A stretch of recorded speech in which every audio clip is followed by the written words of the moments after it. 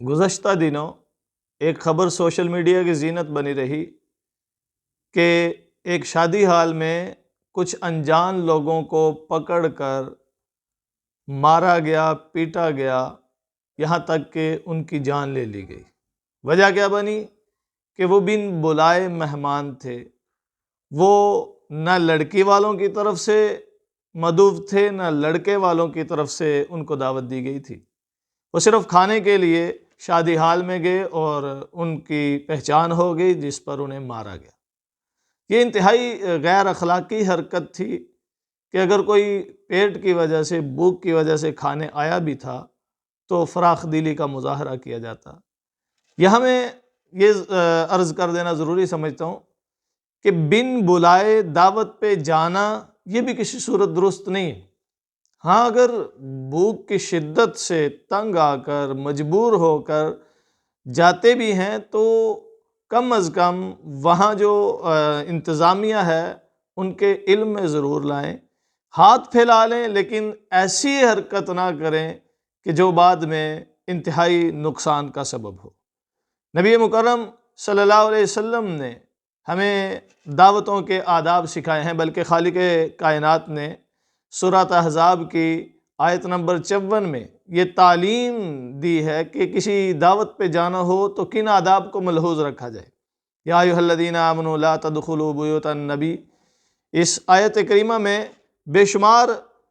ان اخلاقی اوصاف کی طرف اشارہ کیا گیا ہے جو دعوت کے حوالے سے ہیں۔ مثلا اگر کسی کے یہاں جاؤ تو بن بلائے نہ جاؤ۔ فرمایا کہ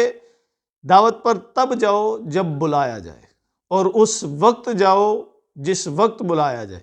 یہ نہ ہو دعوت پہ آپ کو دن 2 بجے بلایا ہے اور صبح 8 بجے جا کر وہاں بیٹھ جائیں، تو یہ غیر اخلاقی حرکت ہے کہ جو وقت دیا گیا ہے اس وقت کی پابندی کی جائے، اور پھر جس مقصد کے لیے بلایا گیا ہے اس مقصد کی تکمیل کے بعد وہاں سے اٹھ جائیں۔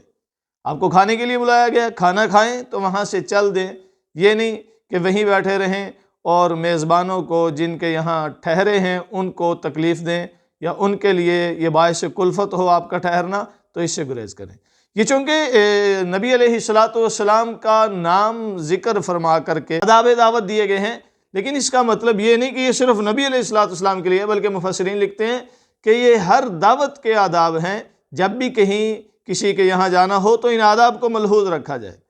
اور اس سے یہ بات بھی معلوم پڑتی ہے کہ کسی کے یہاں کھانے کے وقت بن بلائے جانا یہ بھی غیر اخلاقی حرکت ہے۔ اس بات کا انتظار کرنا کہ اس وقت وہ کھانا کھا رہے ہوتے ہیں اور عین کھانا کھانے کے وقت ان کے گھر جا کر دستک دیں اور وہاں جا کر بیٹھ جائیں کہ جب وہ کھانا کھائیں گے تو ہم بھی ان کے کھانے میں شریک ہو جائیں۔ اس آیت کا شان نزول بعض مفسرین نے یہ لکھا ہے کہ نبی علیہ السلام کے گھر میں جو کھانے کا وقت ہوتا تھا، بعض لوگ منتظر رہتے تھے اور عین کھانے کے وقت میں جا کر بیٹھ جاتے تھے، یا پہلے جا کر بیٹھ جاتے تھے اور کھانے کے وقت کا انتظار کرتے رہتے تھے کہ حضور علیہ السلام کھانا تناول فرمائیں گے تو ہمیں بھی ساتھ شریک فرما لیں گے۔ تو یہ دھکے کا مہمان بننا، زبردستی مہمان بننا، یہ بھی غیر اخلاقی حرکت ہے۔ جب کوئی دعوت پہ بلائے تب جائیں، جس وقت بلائے اس وقت جائیں۔ دعوت پہ بلایا ہے، جس کام کے لیے بلایا ہے، کھانا کھائیں تو وہاں سے اٹھ جائیں، وہاں بیٹھے نہ رہیں۔ اور ایسے وقت میں کسی کے گھر میں نہ جائیں کہ جو اس کے کھانے کا وقت ہو اور آپ کو مجبوراً وہ کھانے میں شرکت کی دعوت دے، ایسا نہیں ہونا چاہیے۔ ہاں، اگر کوئی بخوشی آپ کو شامل کرنا چاہتا ہے یا اتفاق سے آپ کسی ایسے کام سے گئے تھے کہ جو کام وہاں پر لمبا ہو گیا، طویل ہو گیا اور کھانے کا وقت ہو گیا، تو میزبان نے خود آپ کو کھانے کی دعوت دی، تو اس میں کوئی قباحت نہیں۔ یا پھر ایسی جگہ ہے کہ جہاں بیٹھ کر گپ شپ کرنے میں، کھانے کے بعد، دعوت کے بعد بات چیت کرنے میں میزبان کو تکلیف نہیں پہنچتی اور میزبان کے لیے باعث کلفت نہیں ہے، تو وہاں بیٹھنے میں بھی کوئی قباحت نہیں ہے۔ تو بہرکیف پہلی چیز جو ملحوظ رکھنی ہوتی ہے وہ یہ کہ میزبان کو تکلیف نہ پہنچے، میزبان کو کسی صورت بھی مہمانوں کا وہاں ٹھہرنا یا بن بلائے آنا گرا نہ گزرے۔ اور کسی کے کھانے میں بن بلائے بن بتائے شامل ہونا، یہ تو نہ صرف غیر اخلاقی ہے بلکہ چوری کے زمرے میں آتا ہے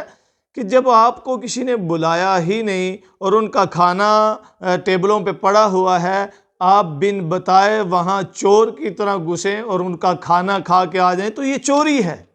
اور یہ چوری کے زمرے میں آتا ہے اور چوری کا گناہ بہت بڑا ہے۔ تو اپنے پیٹوں میں جہنم کی آگ برنے سے بہتر ہے، اپنے پیٹوں میں ایسی خوراک ڈالنے سے بہتر ہے جو ہمارے لیے باعث مواخذہ ہو جائے، باعث نار ہو جائے، بھوکا رہا جائے